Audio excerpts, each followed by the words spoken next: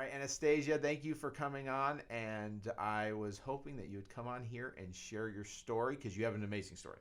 You're born in Russia, Right. came all the way here to the United States, and you've been incredibly successful, which that's a feat all by itself, is not just immigrating to the United States, but also building your own business and creating something and becoming very successful in a very competitive industry. So can you tell us a little bit about what you do? Yes, I'm a real estate agent. I sell many homes and I love what I do, and I'm always, thinking what I can do to improve, how I can push my envelope. Can we go faster? How can we be more impactful? And I love it and I have fun.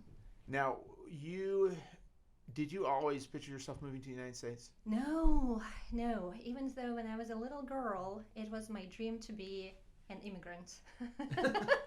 To the United States? Well, no, I was not that specific at that Okay. time, but yes.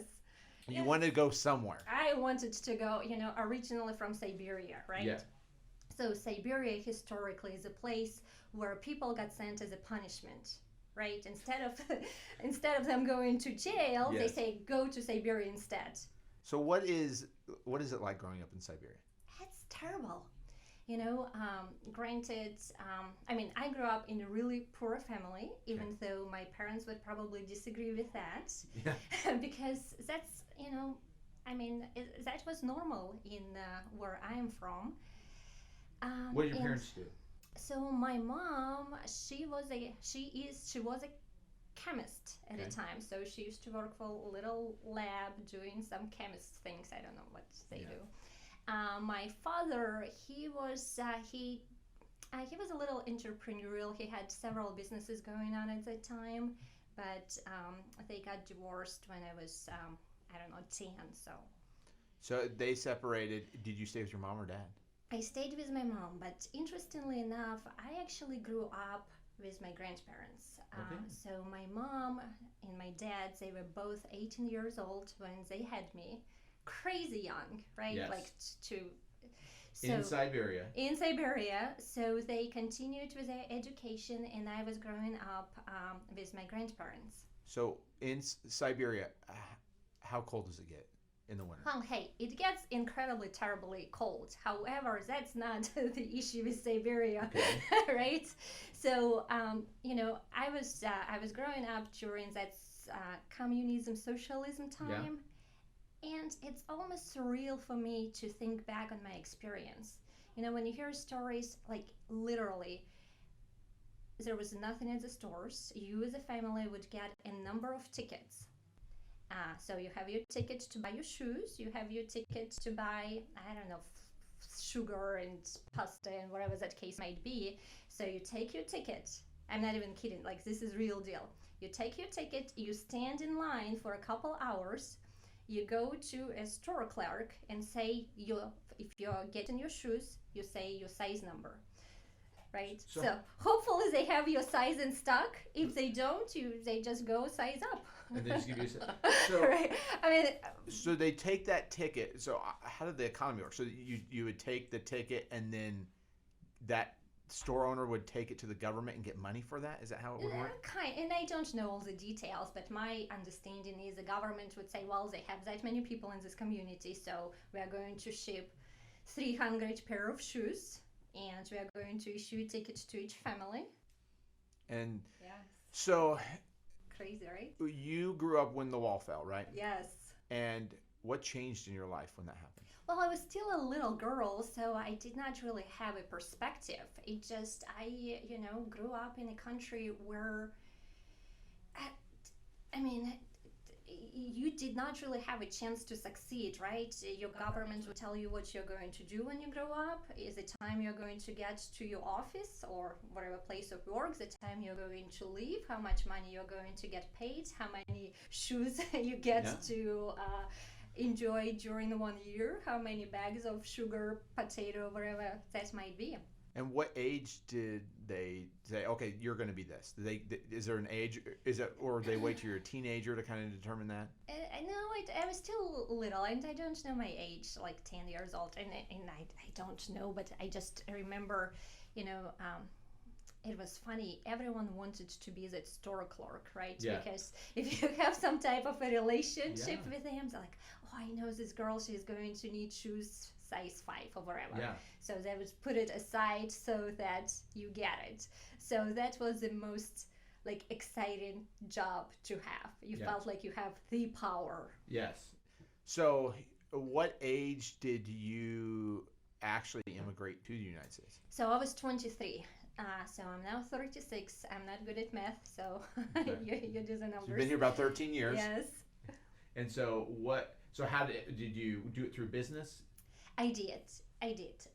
So I had that work and travel visa, and I was working for a gold mining company in Russia. And it's funny, they had all the operations in Russia, yet they were publicly traded on the United States market, Yeah. stock exchange market, right? So, and I can tell you why they did it, but basically I was, I guess, a liaison between operations in Russia and American investors. Okay. And so you came here, and where did you move to originally? Chicago. Chicago, and you're working through Chicago. What was it like when you first came to the United States? Oh my goodness. I came to the United States with less than $300 to my name. Yeah. You know how it felt? I can only imagine. I grew up not the wealthiest, but I lived in the Philippines for a while, and then came back to the United States, and I didn't really have a lot of money at that time. How did it feel? I guess one of the things that made it easy for me, it was so easy to live cheap. So I could go and eat and do everything, but I had parents here. Yes. So my parents were like, okay, you're going to go to college. You know, they gave me a car to get there. And then, you know, they told me, okay, go up there, get a job. And then it was very quickly that I learned, you need a phone. Like, so, Right. you know, and so I was able to eventually get a job that helped pay for things. But my dad helped me out just enough to get over the hump. But I would live off of, you know, the first, I commented, I could live off about, if not paying my rent, not paying the school or anything else, I could do about $200 a month I could live off of. Yes. But, so you have $300 in your pocket, I did. and you're trying to figure Actually, it out. was a little bit more because I had to buy something on the duty free. Right, Yeah. finally getting out of Russia, and they have everything for sale. Yeah. So I mean, it truly felt like freedom. I mean, it's incredibly liberating experience when there's really, you have nothing to lose. Yeah. Right, Wow. like nothing. You know, and I think, and to this day, that's probably the biggest blessing I had in my life. I did not know a single soul, Okay. but what it allowed me is an opportunity. No one had any preconceived notions about me. Yeah. Right? I mean, that was a time I could literally write my story from a clean slate. And you didn't feel like that before. No, I did not, because remember in Russia, I knew where I was going to be when I grow up, Yeah. right? Like I knew how many years I'm going to work and when I'm going to retire, and in Russia too, where you are from matters the most, right? You have almost a ceiling how much you can accomplish based on the family you came from. Oh, So wow. coming from a middle class family, unless, I mean, for a female, I had a chance to marry up somewhere, Yeah. and that would be truly my only opportunity to Yeah. exceed what my family has accomplished at that time. So you came here and you said, okay, so you felt like completely free. Yes. And then how long did you stay with the mining company before you decided just to, I'm going to go out on my own? Well, I had a contract for 2 years, so I stayed for 2 years, but, you know, but truly that moment was really significant, and not many people get to experience that. What it gave me a confidence that I can be okay, right? Like, I mean, I hope I'll never lose what I have earned here, but Mhm. I know in the heart of my hearts, if I have to start over, and I don't care where, I'm gonna be okay. Yeah. I mean, that, you don't see that a lot with Americans because we take it for granted. I Yes. mean, we grow up in a system where you can be anything you want, and no one really we tell that to our kids all the time. You can be anything. But do you that mean want. it? Like, I don't know. Do you really mean it when you tell it to your kids? Honestly, I do not feel like, of course, like I know that my kids have limitations. Like I know what my kids' limitations are. You can be anything Yeah. you want to be, but probably not an opera singer. But it's weird. Like I feel like it's almost evil to tell my Yes. child that you can't be something Yes. because you're limiting them. Because in America, we really are free.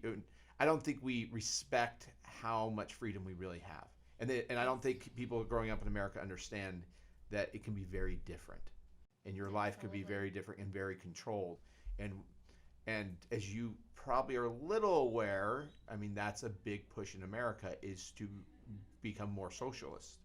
And Which scares me because it's not going to work. The whole utopic idea of, we'll just work together for the same good and everyone gets a piece of it, it does not work. And it's scary because you know what happens? It kills your, not great, it kills your initiative. Yes. Okay. Right? Like people, this is why they say, people drink in Russia. But if you have the hours during which you get to work and there's nothing you can do, right, in your place of work to progress, right? If you work twice as hard, it's not going to affect the outcome in any way. So people just lose any initiative. They just clock in, clock out, and go do something else. yeah, so I guess the belief here is because this is usually what a lot of people say. Well, we're trying to go for more of a Western European socialism, but really in Western Europe, they don't really have socialist. I mean, they have socialist policies, but they don't take it to the extent that they really claim that it's being taken. But yeah, if someone's going to take everything from you, what incentive do you have?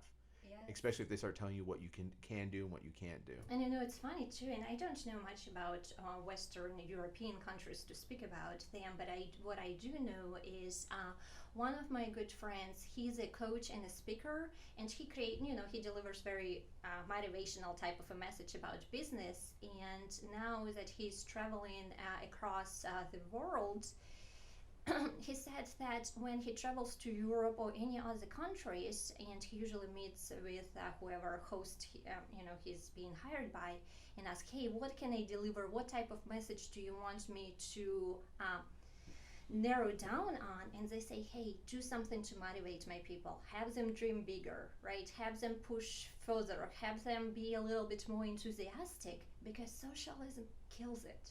Yeah. It's truly, Well, having free education, Yeah. free healthcare, at least the way my previous country did it, it never works. Well, I can understand that. I mean, I even have part of that problem. I run a bunch of my businesses, and a lot of times when I start making more and more money, I go, why? Because I'm just going to be taxed. Eventually, like right now, we have an incredibly low tax rate. But if the argument is made that, hey, if you start making, and I don't think people in America understand this concept. We don't tax rich people in America. We have two tax systems. We have the income tax system, and we have a capital gains tax system. Right. Well, capital gains is taxing assets. Correct. That's what rich people have. They have assets. They own buildings. They own things. And we tax that at a flat rate. In the United States, it's about 20% right now. Okay, you can have $2 billion worth of buildings, you'll be taxed 20%. But income, we have a progressive tax rate. The more money you make, the more that you will be taxed on. So the problem with our system is we don't really explain to young people, yeah, we'll tax people more, but what they're really saying is we're going to tax the working class more. When you want a 70% tax rate to pay for free healthcare, they're not going after the rich people. They're going after doctors, professional athletes, a lawyer, a really successful business owner, really successful real estate agent. And so right now, we've been able to stop that, but once you open that floodgate of taxing people at that rate, you're not taxing the assets. You're taxing the actual income people are earning. And that's who you're talking about. The people who work are the people who build things. Right. They're the dreamers. Yes. they're the people that are the poor that are trying to rise up. Once you have the assets, you're the rich. You don't care. It's like, but that's a hard system, and that's the scary thing that scares me about what they keep asking for, is they don't really understand the kids who are asking for socialist policies don't understand the government isn't going to go tax the rich people. And it's funny because it's the young kids, right, that ask for it. Yeah. And it's Well, they don't know any better, and exactly. And you don't know that so you've done a bad job as a parent to raise kids like that. Well, my kids are too young. They don't have any concepts. They'll listen to this and they'll be like, I don't even know what you're talking about. Okay, so you got here and you moved into this situation, and then what did you? You're in Chicago and you decide, okay, now I'm done with my agreement. So what'd you decide to go do? So, I remember I told you my dream was to be a store clerk so that I can get the right size of shoes and, the best batch of apples, right? So my childhood dreams have progressed and evolved. So at that time, I grew up watching Western movies, American movies, right? Have you ever seen a Russian movie? The Russian movie? Yeah. Which one? I watched Chernobyl. Okay, that's not that does not count. But okay. You may not know, but in Russia, when I was growing up, we didn't really have our own movie making companies, right? Okay. So the only movies we had to watch, we watched wherever American movies were available at the time, with subtitles and all that good stuff. Yeah. So, at that time, I was into Western. Not even Westerns, but I liked the movies like you just drive somewhere in the middle of nowhere and you arrive in a little town and things like go bad and then they go good. And so it was my next dream to become a truck driver.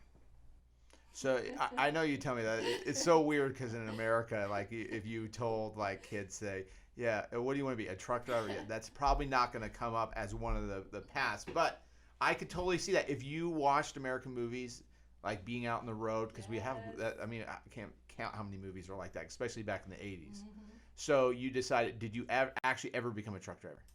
I feel like I'm almost there. I don't have a truck, but I do drive probably 400 miles each week. Yeah, well, being a real estate agent. So how did you get to Dallas? Because you're in the North Dallas area. Right. So, I didn't have a truck at that time either. I had a little Nissan Murano at a time. So I packed very little what I had in my trunk and said, I'll just, live through my dream of traveling through the United States, and I head south. Okay. So it took me about 5 months to get to Texas because I detoured a little bit. I would stay in New Mexico area, loved it. Would stay in Colorado for a few weeks, also loved it. But it truly was the love from the first sight. Just entering Texas on the west side of Texas and seeing oil jacks and vast, endless ranches. All the Western movies come. Oh my gosh! I'm like, I can't believe this really exists. And you know how some people say, you can just look at an ocean all day long, or you can, watch a fire flicker and it relaxes you. So I can watch oil jacks pump all day. It just relaxes me. Yeah, you gotta move to West Texas. You gotta get out of the Dallas area. You can go everywhere. There's like literally a jack pumping oil everywhere you drive. And I loved it. And I'm like, I can't. And to remember, I have that already freedom to think that I can pick where I want to live, right? When you don't have any ties, right, you can take yourself and plan to somewhere else. I'm like, why can't that be my lifestyle? Yeah. Right? Like that thought came in. I said, there's not a single reason why I can't own a pump jack and, mend fences and do. I had no idea what people did here. Yeah. Right. So I did not know how it exactly works, but I said, I want a piece of it. Yeah. And, I made all the way to San Antonio, stayed there for a few weeks, liked it, but when I got to the Dallas area, I mean, it might be a combination of the fact that I was really, really tired. Okay, all right. I was driving at that time for like 5 months. And Yes. when I say I was driving, right, like I didn't have much money at the time. So,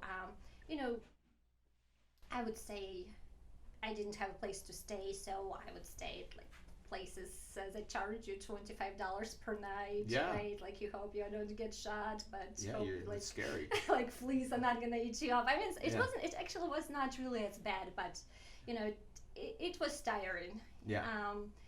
And in the Dallas area, I was tired. Also, it was October. One of those beautiful Octobers that we have with temperature being in like low 80s, high Yes. 70s, just lush and beautiful. Yeah. And I'm like, I cannot believe it. Yeah. Like, I cannot believe that it can be so pleasant. In San Antonio, they had a whole bunch of bugs, and I'm like, oh, Yeah. I don't know about that. And Dallas was perfect. It had a huge metroplex, so if I wanted to have a little bit, civilization and a good economy, I had it available, and also it still felt like Texas. Yeah. You're up here and you're in Dallas. Right. Now, and you got to make money to live. It's an expensive Right. place to be. North Dallas area is incredibly expensive. So what'd you do? Well, I decided to be a real estate agent, but before we go through it, when you have no money, when you had no money your entire life, you said you can live on $200 per day. I can be frugal. Like, Yeah. I'm a prima donna right now a little bit. Yeah. Okay. You're But enjoying life now. I am. I have a very indulgent lifestyle right now, and I'm totally fine with that. But I can live very inexpensively, right? I would. So I decided, to become a real estate agent, and I'm afraid to say it right now. The reason why, but I'm gonna say it anyway. It was one of those professions that required a very low point of entry. Yeah. Right? You didn't have to go to 5 years of school. You could do it. Right. Yeah. Right. Because I have a degree in psychology. In order for me, if I am to become a psychologist in America, which I would not want to do it because I would make a terrible psychologist in America, but if I am to somehow translate my degree so that it is acceptable in this country, it would take the same 5 years. And again, that was not really the industry I would want to be in. So I knew that in the industry, real estate industry, all I had to take, and I know it sounds terrible, however many weeks of education. And at that time, I thought it would be a fun idea to look at homes all day, every Yeah. day, right? Big, nice, beautiful ones. Yeah, obviously my my vision of the industry has evolved many times over Yes. it, right? So I'm not a real estate agent because I like to look at houses all day, every day nowadays. But I send some houses to you, and they're pretty bad ones, but you go to them. I go to wherever house I go to. Yes. And so yeah, you have to show some pretty sketchy places Yes. sometimes. So you went in, you took everything. Now, did you do any other jobs in the meantime? Well, and this is funny story because through the entire life of mine, I thought, why can't I be a waitress, right? I'm bubbly, I'm nice, I can be Yeah. friendly. I applied, I kid you not, I applied to maybe like 20 restaurants. No one would ever hire me to be a waitress. Like, even to this day, I'm like, I can't believe it. You might be an overqualified. You said you I had don't know. Well, Right? Like, how difficult can that be? Well, I kind of. So when I came out of Yes. law school, Yes. you have about three months between the bar exam and you actually becoming a lawyer. Yes. So during that time, I needed a job. Right. So I applied at Walmart, Right. and they wouldn't take me. I was like, I'll stack boxes. And then they're like, well, what have you been doing the last, about 4 years of your life? Oh, I've been in school. And they're like, well, where'd you go? I went to Texas Tech. What were you doing there? I was in law school. They're like, oh, no, we're not hiring this guy. Because they know you're going to leave. But so what? Everyone leaves, Yeah. right? I mean, to this day, I'm like, I don't know if I should feel offended about it. Like, why can't I land a single job doing something like that? But so no one would hire me. I'm like, well, I guess I'll be a realtor. So how did you get your first deal? How did I get my first deal? You know, I mean, I did not really know what I was doing at the time. I joined Ebby Halliday Realtors, which is a company I'm still with today. And at that time, they had a so-called floor time, where you basically sit at the front and answer every incoming calls that comes in. Okay. And Someone called in. someone called in, and I got all excited and showed them the house, and they liked it, and we made an offer. And So when was the first time you made real money? That you all of a sudden looked at your bank account and went, "Oh my gosh, I can't believe I have that much money in my account." oh, you know, the first year in my career was a little, iffy. It was also the time I was getting married, Yes. so I was kind of traveling between Texas and Mississippi, and naturally still figuring out how that whole industry works. But really, 2011. No, it was probably 2012 when I got my first. I mean, technically it's going to be the second year, I guess, in the industry. I mean, I made great money. Yeah. And I mean, even to this day, but you know, it's funny how it works, Taylor. Like, the first motivation always to make money, Yeah. right? But once you pass that point, like in Russia, I didn't have, or not even in Russia, just, I mean, I did not have enough money to pay bills, right? I Yeah. didn't have it. I would go to a store and I wouldn't have enough money to buy whatever I needed to buy, right? Yeah. Like, once you cross that point where your basic needs are met, something changes, right? So it's and it happened rather quickly for me.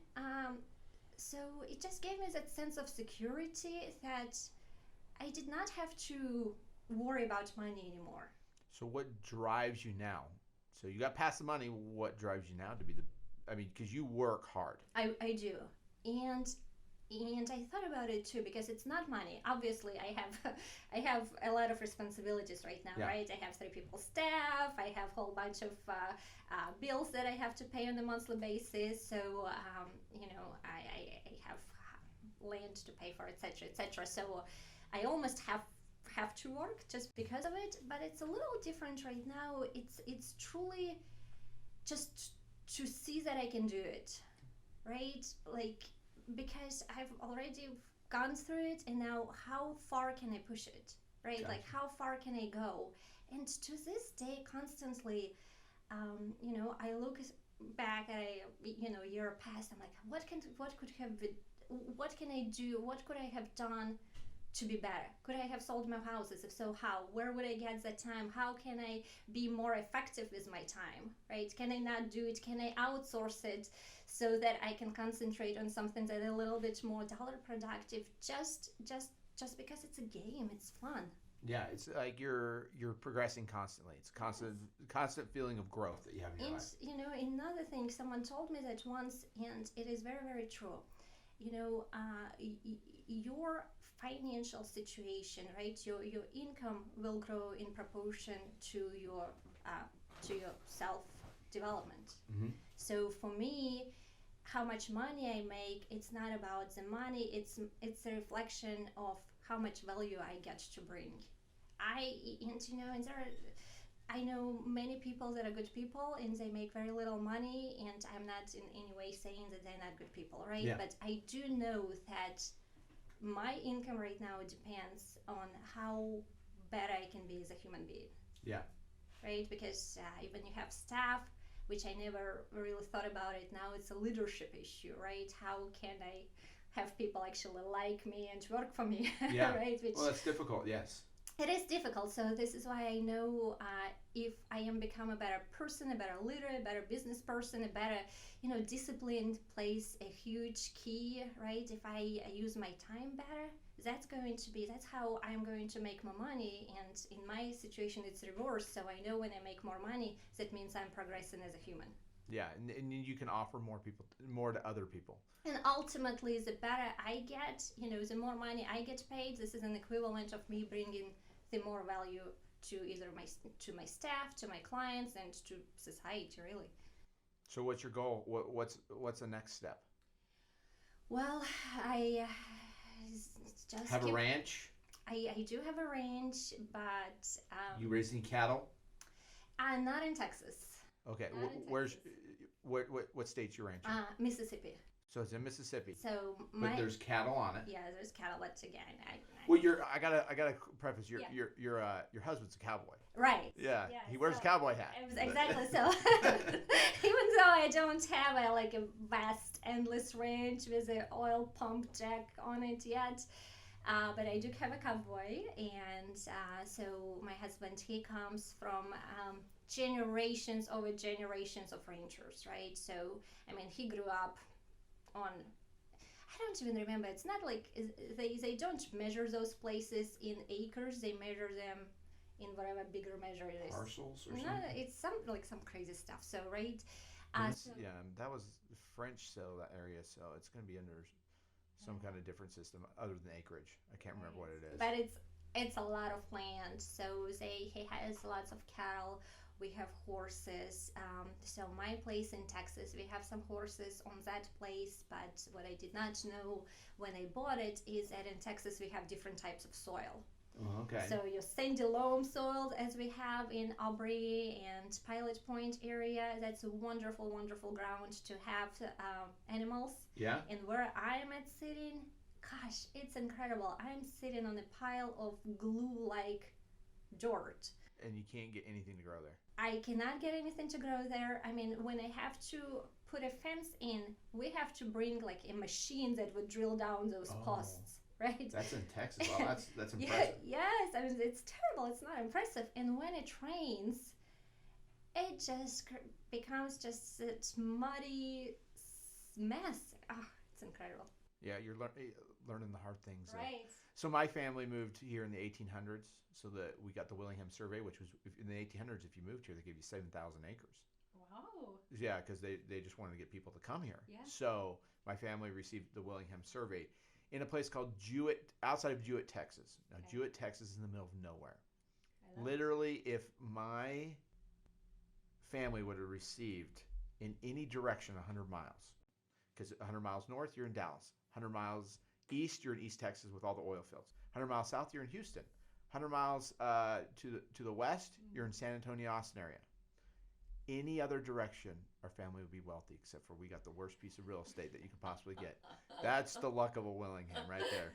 That's what happens.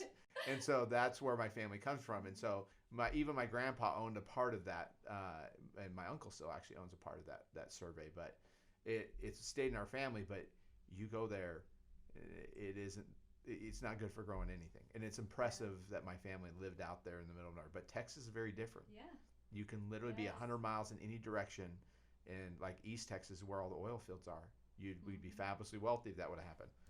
So your next goal is to be a rancher. No shit. My next goal is to do what I do, but better. Deliver more value, do more deals, make more money. I have I have a nice lake place on Lake Lavon. I'm still paying on it, so would love to get it Rest of paid. your life. Right, for the rest of my life. I would like to get it paid off, build something really, really nice, and So, and now this is really what I want you to Yes. focus on this question. Okay. There's a little Anastasia out there somewhere in this world Okay. that her dream is to come Okay. to the United States. What's your advice to her? Well, my first advice, do whatever you can to make it happen. And number two, I mean, it's sometimes the challenges you are going through is truly your ticket. I cannot tell you how much power you have once you overcome a challenge that people say, ooh, I don't know if I could do it. All right, so what I don't think people understand is that in America, we have about 350 million Americans. At our current immigration and population growth, we're going to max about 450. Okay. And then it's going to go, actually, it's supposed to start going negative. Well, if that happens, well, that really hurts your economy. Okay. So America has a choice. Like we have a big anti-immigration push coming, but it really has a choice. If you don't immigrate people here, you're going to have a negative growth in population, and that's really harmful to an economy. Like Japan. Japan basically is now hitting the point where it's going negative in its population, and you don't have a young generation to pay for the older generation. Because older people can't work, Right. and so you need younger people to work, and so if you are an immigrant out there, understand America, or you're young and you want to immigrate to the United States, and you can understand that our policy has to change. The one good thing America has going for it is we can take the best from the world. Well, and this is where you have to be really selective, because immigration can change your country, right? And there were some examples in, and I don't know all the details, but there are some European countries that allowed for, many people to come to their countries as I don't know how they call it, political um, reprieve or whatever. Yeah, refugees. Refugees, but that it's a different country right now. Yeah, and culture is a big part. Culture. So you have to be really careful with our immigration. We can't just open our gates and say, "Come on, all in." Yeah, and that. Right? How you get the best of the best, right? Yes, and you have to give it time. That's one of the other things, is you have to give time for people to assimilate into the culture, because America, and a lot of people, it's hard right now because we have a lot of young people that hate our culture. They think that it's really oppressive to people. They have a lot of these belief systems that they've created about it, mainly through our universities, which have become horrific. And I went through our university system. I know what I was taught. And you realize that a lot of professors, they spend too much time in books and focus on the negative, and they don't see the positive that America has done around the world. And of course, we've done horrible things. Every country has done horrible things. Every country that will come after us, there will always be negative. Really? I think it's the best country in the world. I don't know none of this, so Yeah. I don't have such background. Well, I mean, we America, we there used to be people here. They're called Native Americans. We took the land from them, so that's one negative. We did some things that involving in opium wars in Asia that weren't very positive. But those are so few on the scale. Right. The far more positive that America has done. We've exported our culture throughout the whole world. Right. You basically go anywhere and people act like America. And America really is a blending pot of cultures. I mean, the greatest thing about, I think, in America is going out to eat, because you can go get any food that you Right. want, and it's, you get the best of every country, Right. and you can go and try anything. That's why I don't like to travel outside of America, because I'm like, I feel like I can just experience everything I need to. I could. Just go to Denton. The trees are the same to me all around the world. So, but yes, that is very true. We have to immigrate people slowly enough.